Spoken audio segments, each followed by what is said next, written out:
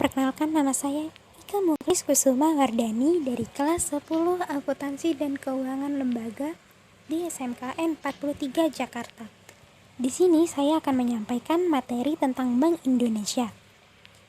Kalian tahu nggak sih sejarah Bank Indonesia? Kalau nggak tahu, yuk kita simak.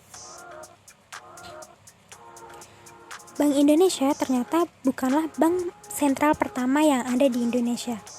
Bank sentral pertama yang di Indonesia bernama Daya Vas Bank. Daya Vas Bank ini didirikan oleh pemerintah Hindia Belanda di bawah perintah dari Raja Willem I pada tahun 1828. Lokasi kantor pertamanya berada di Batavia atau sekarang yang disebut dengan Jakarta.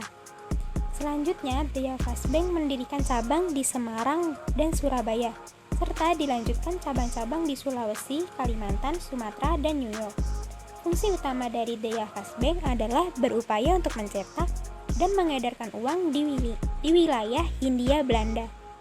Jenis mata uang yang dikeluarkan oleh Daya Vas Bank saat itu adalah gulden Belanda. Lalu pemerintah Indonesia pada Desember tahun 1951 memiliki kebijakan untuk menasionalkan Daya Vas Bank, ditandai dengan Undang-Undang Nomor 24 tahun 1951 tentang nasionalisasi Daya Vas Bank N.V. Tidak cukup sampai di situ, pada tanggal 1 Juli 1953 pemerintah mendirikan Bank Indonesia dan menunjuknya sebagai Bank Sentral Indonesia.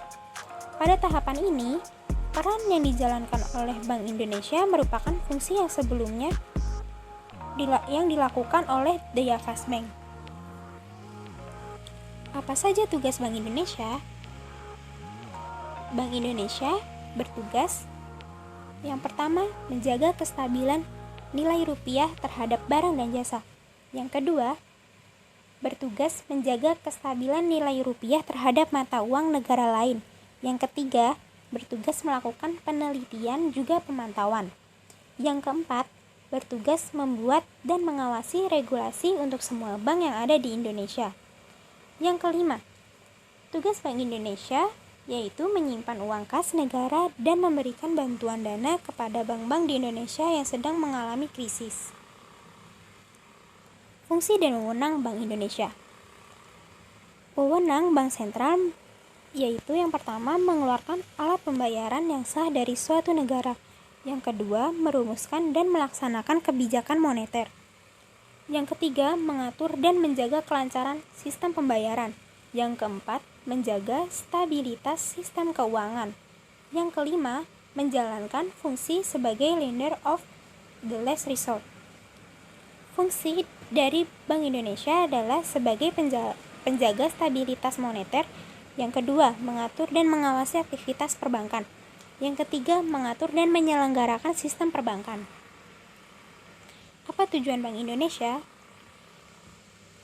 Menurut Undang-Undang Nomor 23 Tahun 1999 Bab 3 Pasal 7, bahwa tujuan Bank Indonesia adalah mencapai dan memelihara kestabilan nilai rupiah.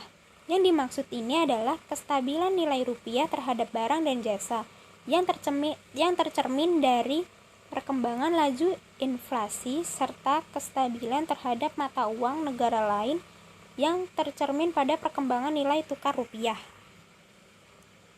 3 pilar utama untuk mencapai tujuan Bank Indonesia.